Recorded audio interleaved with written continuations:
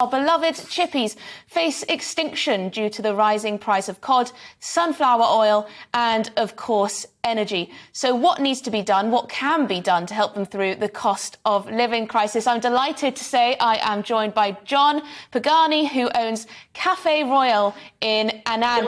Hi, John. So what challenges are you facing? Is your fish and chip shop going to stay open? It definitely will stay open. We've been here in Annan frying fresh fish since 1967, and it really is the heart and soul of the community here in Annan. There have never been challenges like this prior to this. Even COVID we managed to get through without being too battered, but this is going to be the challenge of a lifetime. Preparing for the huge rise in energy bills coming your way, because of course you don't have the same support that families on the breadline have. You know, you don't have those income support packages coming from the government. How are you preparing?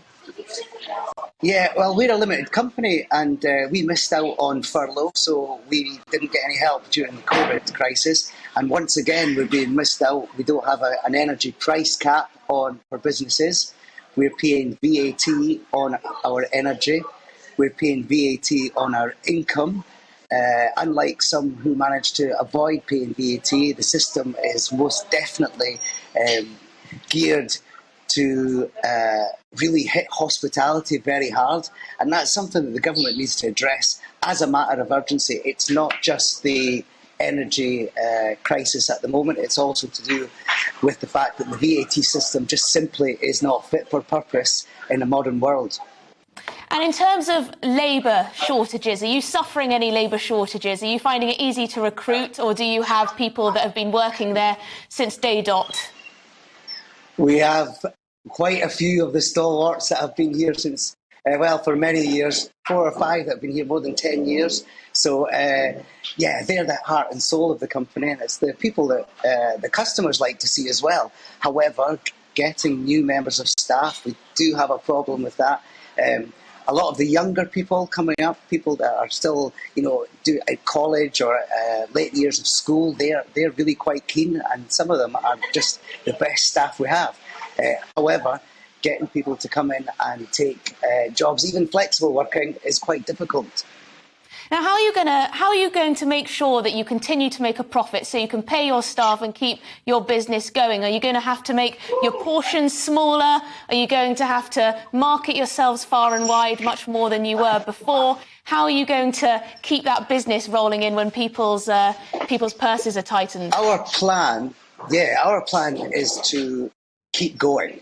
So we are not looking to make huge profits. It's always been tight margins in the fish and chip industry, but with the price of fish the way it is, and everything from packaging to, we drive electric cars to deliver our fish and chips, so petrol doesn't have much of an effect on us, but the electricity's gone up now. So we thought we were smart, and now we're paying more for the electric. However, profit margins will just have to be extremely tight.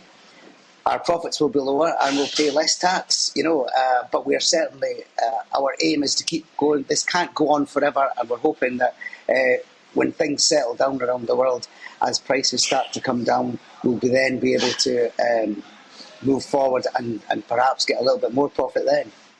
Well, I hope your business has every success in the future and rides this particular wave after the pandemic. It's all going on. Would you like to just give a shout out to your chippy? Where are you? Yeah, we're the Cafe Royal in Annan in southwest Scotland. Been here since 1967, frying fresh fish, fresh from the sea. OK, well, I'll be sure to pop by if I'm ever in southwest Scotland. Thank you very much for joining us. You'll be made very welcome. Thank you, John. That was, of course, John Pagani, who owns a fish and chip shop in southwest Scotland. Thank you very much. So, moving on, a government spokesperson on this very issue has said we are working closely with industry to mitigate the impact of our sanctions against Russia, what they may have on British businesses, including the creation of the £100 million UK seafood fund. We're already supporting businesses, the government says, of all sizes by slashing fuel duty, introducing a 50% business rates relief for eligible high street businesses, and putting the brakes on bill increases by freezing the business rates multiplier worth $4.6 billion over the next 5 years. I love it how they always add up all the individual help to some massive number, but of course that's only a little bit of help for everyone, but money can only go so far.